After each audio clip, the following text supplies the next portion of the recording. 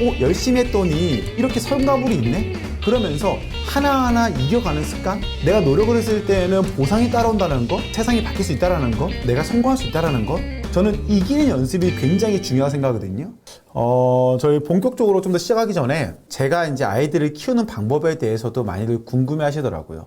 바쁜 와중에도 아이들 어떻게 돌보나요? 라고도 많이 물어보셔가지고 저는 제가 살아가면서 되게 우리 아이들을 키운다라는 건 굉장히 중요하다고 생각하거든요.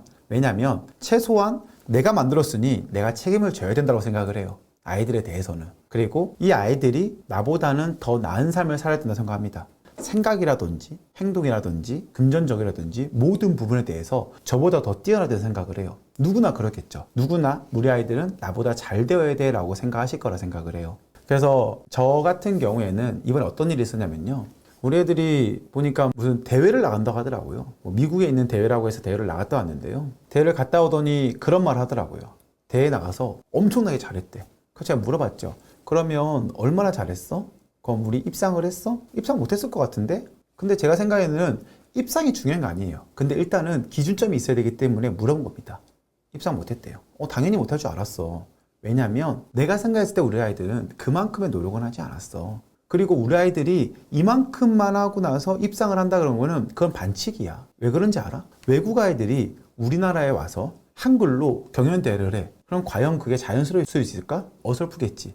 하지만 그 안에서도 잘한 걸 찾겠지. 그런데 반대로 얘기하면은 한국말을 쓰는 우리 아이들이 미국에 가서 영어를 통해서 발표를 하면은 잘할 수 있을까? 그걸 잘하기 위해서는 피나는 노력이 필요해. 그런데 우리 아이들은 피나는 노력을 하지 않았어. 그 순간에 흥에 기어서 좀 더 잘할 수 있겠지만은 절대로 입상하지 못해. 그래서 나는 내년에 다시 간다 그러면 보내주지 않을 것 같아 라고 얘기했습니다. 와이프가 물어보더라고요.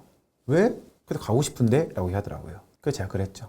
가고 싶어? 그러면 우리 내년에 갈 거를 최소한 6개월 전부터는 우리가 준비를 해야 돼. 우리가 준비를 해야지만이 그 대회를 가서 더 잘할 수 있을 것 같아. 지금같이 한두 달 연습하고 한다? 그건 아니야. 그거는 우리 아이들한테도 안 좋은 거야. 만약에 그렇게 해서 입상을 한다 그러면 우리 아이들한테 악영향이 될 거야. 그러니까 정말 가고 싶다 그러면 6개월 전부터 해. 그렇게 얘기를 했어요. 그래야지만이 저는 된다고 생각하거든요. 최소한. 그 정도는 노력을 해야지만이. 영어도 잘할 수 있고 제스처도 잘할 수 있고 행동도 잘할 수 있고 그것에 대한 열정도 생길 것이고, 떨어진다 그러면 그에 대한 오기도 생기겠죠. 그러면 우리 아이들 2명만 나가느냐? 아니에요. 한 8명 정도 나가더라고요, 보니까는. 그래서 저는 또 그랬습니다. 일단은 우리 아이들 2명이 굉장히 잘해야 될 거야. 절대로 내 생각에는 내년에 입상 못해. 왜냐면 우리 아이들 2명이 잘한다고 해서 나머지 6명이 잘할 수 없거든. 그렇잖아요. 나머지 6명이 잘할 수 없는 거예요. 그래서 저는 내년에 우리 2명의 아이들이 다른 아이들보다 더 뛰어나게 하면은 나머지 6명은 분명히 자극받을 거야. 그럼 분명히 물어볼 거야.